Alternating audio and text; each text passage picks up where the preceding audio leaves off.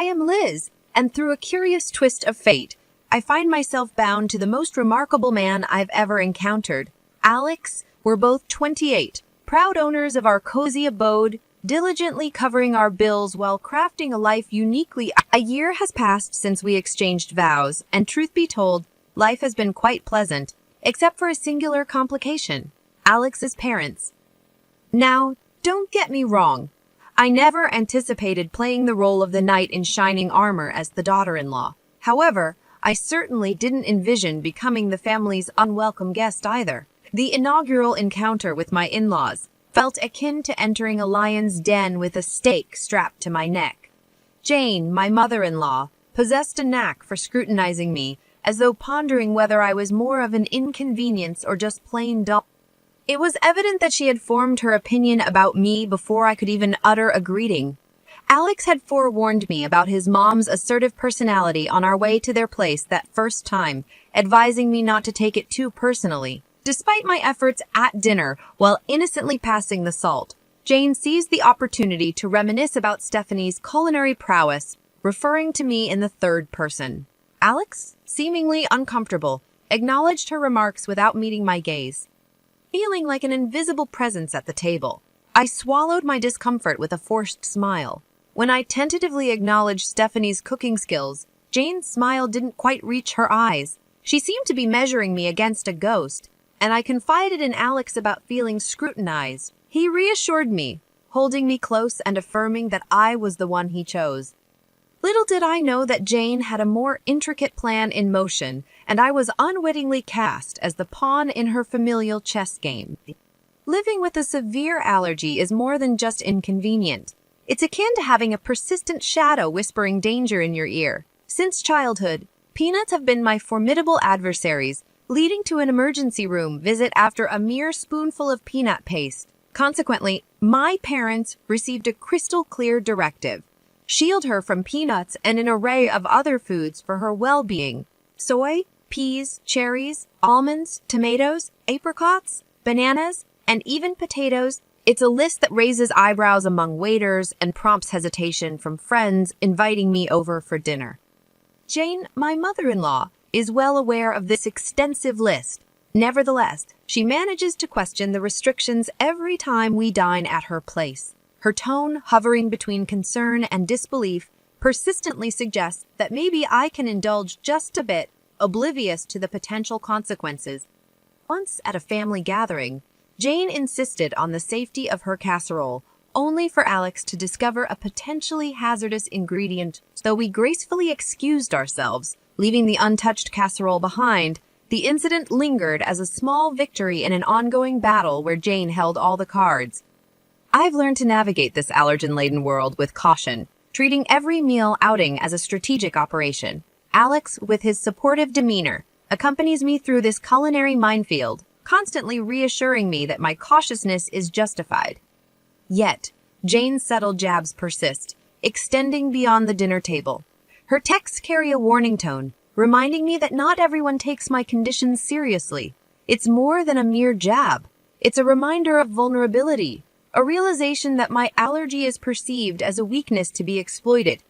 Dinners at Jane's house are orchestrated affairs, resembling a play where everyone knows their lines except for the unwitting lead. I, the daughter-in-law, I was the unpredictable element, the wild card capable of unintentionally stirring up a commotion with a single bite. Alex did his best to ease the situation, but there's only so much you can do when you're playing on someone else's home turf. On a particular evening, the tension hung in the air as heavily as the gravy on the table. Jane was bustling around, placing dish after dish on the table. I sat there with my plate empty, anxiously waiting to discern what I could eat without risking a hospital visit. Alex, in his ever-supportive manner, passed the green beans, urging, "They're just divine." Jane's voice dripped with sweetness that failed to reach her eyes. Eyeing the beans, I sensed something was off. "What's in them?" I asked. "Oh, just a touch of almond slivers for crunch," Jane replied, waving a dismissive hand. Halting Alex's reach, I said, "I can't eat those. Almonds are a no-go for me, Jane." Feigning surprise, a hand to her chest, she responded, "Oh dear, I must have forgotten. Silly me." Alex stood up, his chair scraping back. his voice firm with frustration. Mom, this is serious. Liz could end up in the hospital. Jane's eyes narrowed slightly and she retorted, I just wanted to make something nice. It's not my fault Liz has all these allergies. The room fell into an uncomfortable silence, forks pausing midair, and embarrassed glances exchanged. Mark, Alex's dad, attempted to diffuse the tension. Let's just enjoy the meal, shall we? There's plenty Liz can eat, but the damage was done. The rest of the dinner passed in strained politeness, with Jane asking pointed questions about my allergies, as if she were jotting down notes for the next time. Later, when Alex and I were alone, he apologized. I'm sorry, Liz. I should have double-checked everything before we came.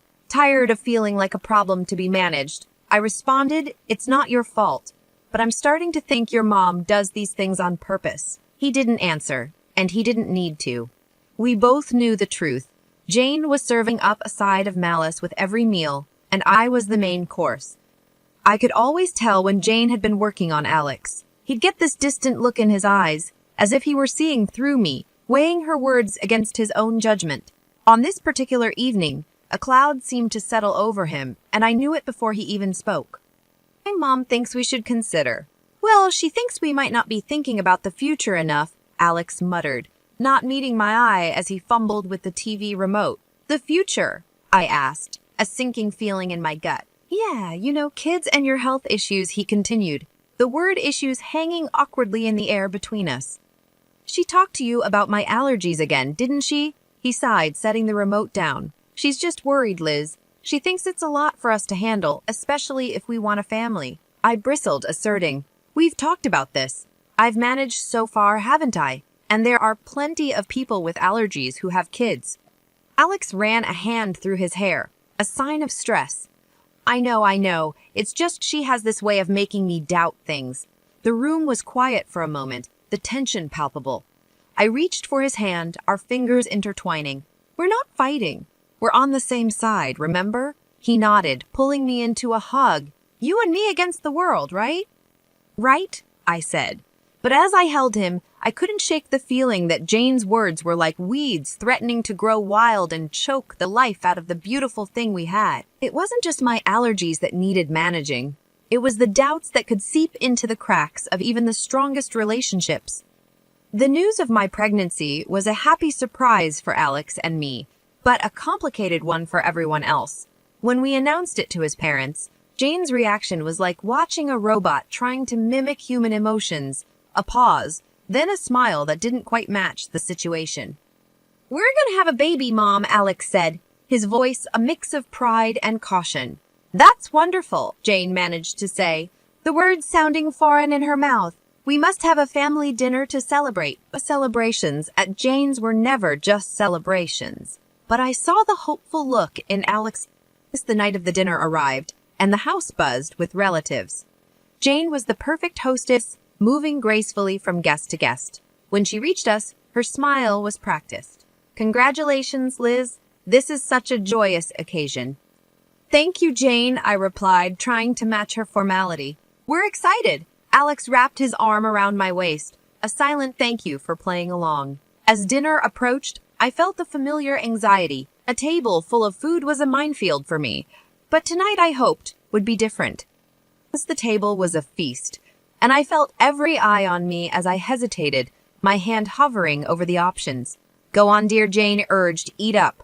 You're eating for two now? I smiled weakly, choosing the safest options, vegetables and rice, plain and simple. But as I reached for a slice of bread, Jane stopped me. Actually, maybe not that one, she said quickly. I'm not sure if the baker used soy flour. I paused, bread in hand, meeting her gaze. There was a flicker of something there. Concern, or perhaps it was a challenge. Thank you for letting me know, I said, placing the bread down. However, warning bells were already ringing in my head. How did she know about the soy flour? It felt like too close a call, too perfect a save. The rest of the meal passed in a blur, with congratulations mingling with the clinking of glasses. Yet, I couldn't shake the feeling that Jane's hospitality was a veneer, concealing a trap set and waiting for just the right moment. The family dinner, meant to celebrate our future baby, was nothing short of a banquet. Jane had outdone herself, creating a spread that would make a Thanksgiving dinner look modest. However, My stomach was tied in knots, not from hunger. Every dish felt like a potential hazard, a hidden enemy that could send me to the hospital. As we all took our seats, lively chatter filled the air, comprising the usual family gossip and stories. Jane, at the head of the table, presided over the feast like a queen in her court. She called everyone to attention with a gentle tap of her glass. Before we begin, I just want to say how thrilled we are to be celebrating Liz and Alex's upcoming addition to our family, Jane announced, her voice steady and clear. Applause and cheers followed, and I forced a smile, feeling Alex squeeze my hand under the table. "Thank you, everyone," I said. "We're really looking forward to this new chapter in our lives." The meal began, and I tentatively picked at my food, choosing the simplest items. Alex watched me, his brow furrowed with concern. "You doing okay?" he asked quietly. "Yeah, just being careful," I replied, pushing a roasted potato around my plate. Jane's eyes were on me, and I felt like a specimen under a microscope. "Liz, you haven't touched your salad. The dressing is on the side, just as you like it," she said, her voice tinged with forced cheerfulness. "Thank you, Jane. I'm just not much of an appetite tonight," I said, avoiding the salad that could easily contain hidden allergens. As the dinner wore on, tension grew. Every time Jane offered me something, my anxiety spiked, and the room felt hot, the walls closing in. Then came the cake, a beautiful confection with layers of sponge and cream that drew admiration from the room. Jane cut a slice and handed it to me with a smile that might have been genuine if I hadn't known better. "For the mom-to-be," she said. "I really shouldn't," I said, looking at the cake. Then at Alex, then at Jane. "But it looks delicious." "Oh, come on, Liz. One little bite won't hurt. For the baby," Jane pressed, her voice as sweet as the icing. That's when Alex's dad, Mark, stepped in, swiftly knocking the plate from my hands. The cake tumbled to the floor, and stunned silence fell over the room. "What the hell, Dad?" Alex exclaimed, anger and confusion in his voice. Mark stood, his face pale but his voice firm. "I saw the label in the trash. That cake has peanut oil in it." To a room erupted in chaos. Jane's face showed shock, but her eyes betrayed something darker. Fear, maybe guilt. Alex stood, his chair clattering behind him. "Mom, did you know about this?"